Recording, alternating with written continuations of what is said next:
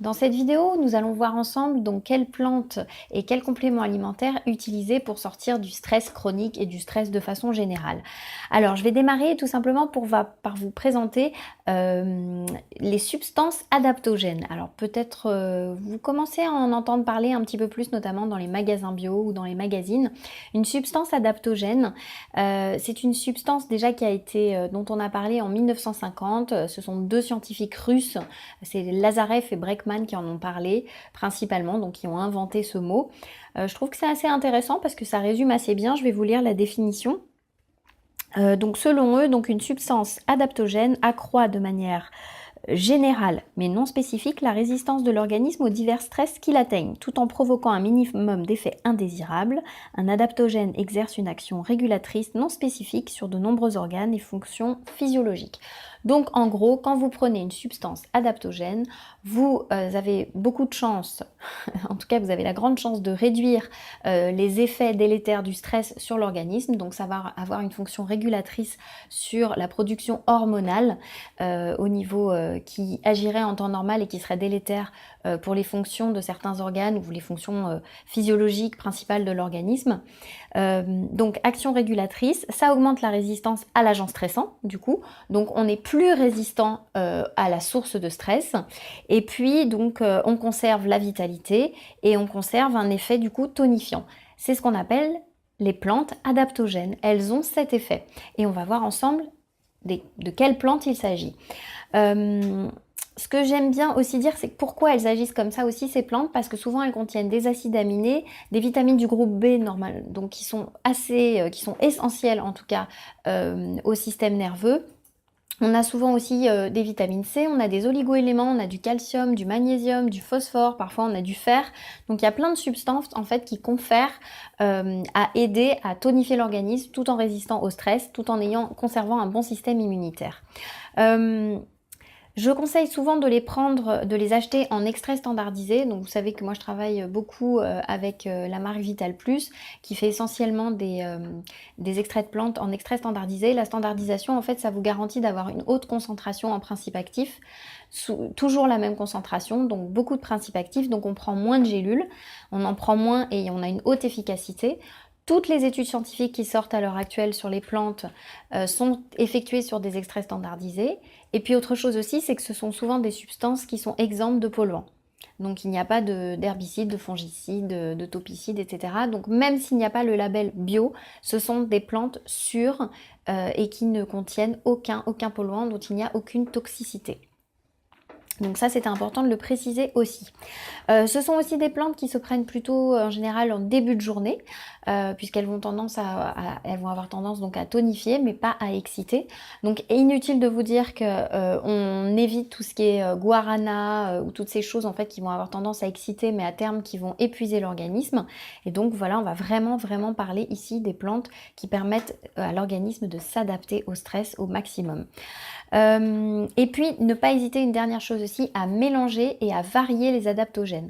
En tout cas, à défaut de les mélanger, principalement les varier, à les alterner, ça peut être intéressant. Vous allez voir en fait que toutes les plantes dont on va parler sont principalement issues de la pharmacopée indienne, donc ce qu'on appelle la médecine ayurvédique qui existe depuis plus de 2000 ans, ça c'est sûr, et donc ils étaient déjà assez sages à l'époque. Et puis on va pouvoir coupler en fait ces plantes avec, moi ce que j'aime énormément utiliser, j'en parle vraiment beaucoup sur cette chaîne, ce sont les oméga 3. Ça fait vraiment une belle synergie avec les plantes adaptogènes. Pourquoi des oméga 3? Parce qu'ils vont permettre de réduire l'inflammation, et on sait que quand il y a du stress, quand il y a de la fatigue, souvent derrière il y a aussi une inflammation chronique. Donc pour réduire l'inflammation, pour éviter les complications, on prend des oméga 3 qui vont aussi vous aider évidemment à gérer le stress, à augmenter le système immunitaire. C'est parti, on y va donc pour les plantes. La première dont je voulais vous parler, c'était la maca, ce qu'on appelle aussi le ginseng péruvien. C'est une grosse racine, en fait ça ressemble à une pomme de terre, hein, un peu une pomme de terre ou un gros navet. Et du coup c'est une plante qui est très intéressante. Elle a vraiment des fonctions, elle agit surtout aussi au niveau physique. Moi c'est une plante que j'apprécie beaucoup. Elle va avoir aussi tendance à donc, non seulement être adaptogène, mais en plus à réguler tout ce qui est cycles hormonaux, notamment chez la femme. Donc du coup, ça peut être parce qu'il y a beaucoup aussi, il peut y avoir aussi beaucoup de désagréments hormonaux dus au stress, notamment donc chez les femmes. Donc quand on prend de la maca, bah, du coup, ça aide aussi à réguler. Elle amène de la force, de la vigueur, ça peut être aussi de la vigueur physique. Et pas seulement que de la résistance donc à la fatigue intellectuelle.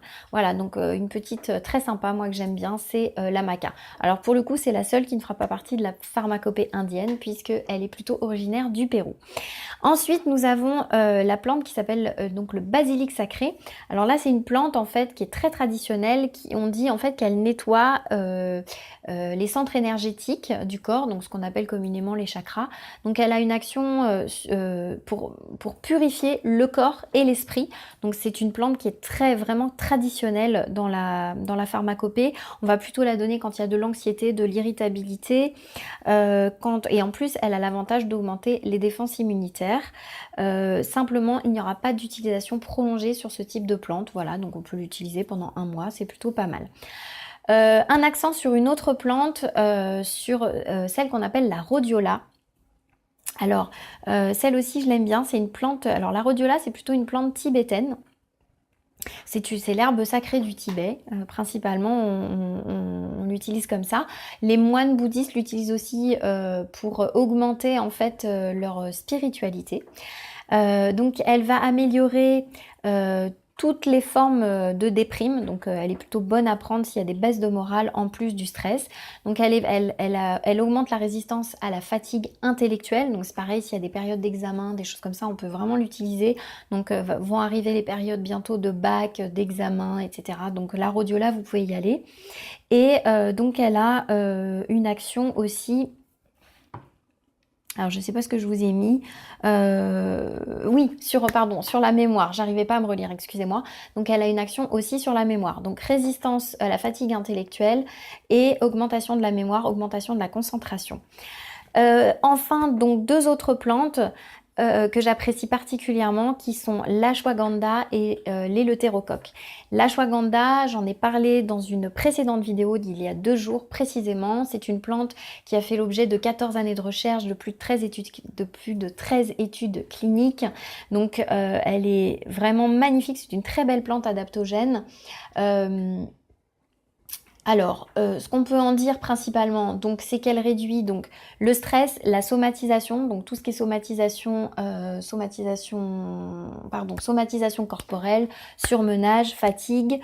Elle va agir aussi pour lutter contre tout ce qui est réveil nocturne, tout ce qui est également douleur musculaire et douleur utérine aussi, puisque je sais que sur cette chaîne, beaucoup de femmes me suivent et je sais que vous pouvez vraiment... du coup, j'ai toujours des petits conseils en plus aussi pour vous. Elle agit aussi sur le bien-être des articulations. Donc on peut vraiment du coup l'utiliser, je pense notamment à tout ce qui est fibromyalgie, des choses comme ça, des complications en tout cas de fatigue, où on va rentrer dans la fatigue chronique et dans le stress chronique. Voilà, donc ashwagandha, vraiment c'est une plante à aller regarder de près. Et puis enfin donc l'éleutérocoque qu'on appelle aussi le ginseng sibérien. Alors, le ginseng sibérien, il va être très bon pour tout ce qui est performance physique, performance intellectuelle, convalescence, difficulté de concentration. Faudra juste ne pas le donner en cas de tension très élevée. Mais quand on parle de tension très élevée, c'est quand on est dans des tensions 18, 9, des choses comme ça. Donc, en général, quand on est en stress chronique, on a plutôt tendance à être en hypotension qu'en hypertension, mais ça peut arriver aussi. Voilà, donc vraiment vous avez un ensemble de plantes, donc faut pas hésiter à les varier, toujours à les mettre avec des oméga 3. Et puis si vous voulez aller vraiment plus loin, vous avez toujours, donc actuellement, vous savez comme je suis friande des prescriptions, donc si vous voulez une prescription toute faite avec précisément ce que vous devez prendre à l'année pour lutter contre le stress, le surmenage, la fatigue, cette prescription vous la retrouvez dans ma formation qui s'appelle ressources, énergie et performance. Vous avez vraiment tout le processus pour dire stop à la fatigue, au surmenage et puis à développer, augmenter votre capacité et à savoir comment développer une énergie à volonté et des ressources illimitées. Donc vous avez tout un processus, je vous laisse aller regarder le programme qui se trouve sous cette vidéo. Elle est actuellement à son prix de lancement. Dedans il y a aussi un outil anti-burnout, je pense qui peut aider bon nombre d'entre nous. Voilà, et puis je reste comme d'habitude disponible pour les commentaires sous cette vidéo. En tout cas je vous dis à très bientôt. D'ici là prenez soin de vous et puis à la prochaine. Ciao.